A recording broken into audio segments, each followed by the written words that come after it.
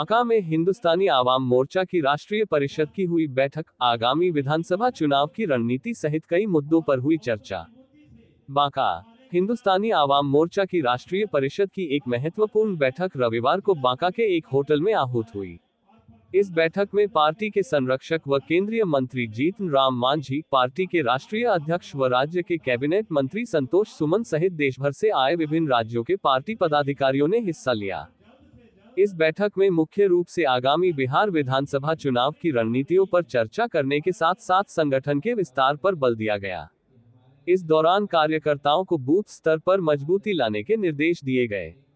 बैठक में ये संकल्प लिया गया कि पार्टी को आने वाले चुनाव में एक सशक्त विकल्प के रूप में खड़ा किया जाएगा और पूरे देश में संगठन का विस्तार किया जाएगा।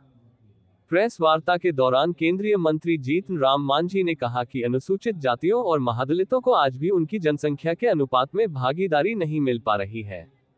उन्होंने समाज के लोगों से अपील की कि वे बड़ी संख्या में अपने नाम मतदाता सूची में दर्ज कराएं, ताकि लोकतांत्रिक प्रणाली में उनकी भागीदारी सुनिश्चित हो सके।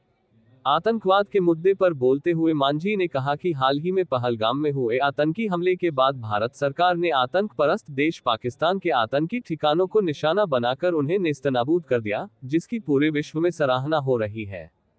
उन्होंने प्रधानमंत्री नरेंद्र मोदी के नेतृत्व की सराहना करते हुए कहा कि नरेंद्र मोदी के नेतृत्व में भारत आज एक मजबूत और आत्मनिर्भर राष्ट्र बन रहा है। उन्होंने बताया कि भारत ने हाल ही में जापान को पीछे छोड़कर दुनिया की चौथी सबसे बड़ी अर्थव्यवस्था का स्थान प्राप्त किया है और वर्ष 2030 तक तीसरी सबसे बड़ी अर्थव्यवस्था बनने की ओर अग्रसर है।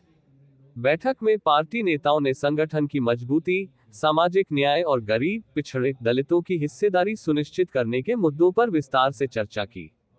इस अवसर पर पार्टी के प्रदेश और राष्ट्रीय स्तर के कई प्रमुख नेता उपस्थित थे, जिन्होंने पार्टी की नीति और भावी योजनाओं को साझा करते हुए पार्टी के सभी कार्यकर्ताओं से जमीनी स्तर पर सक्रिय होने की अपील की।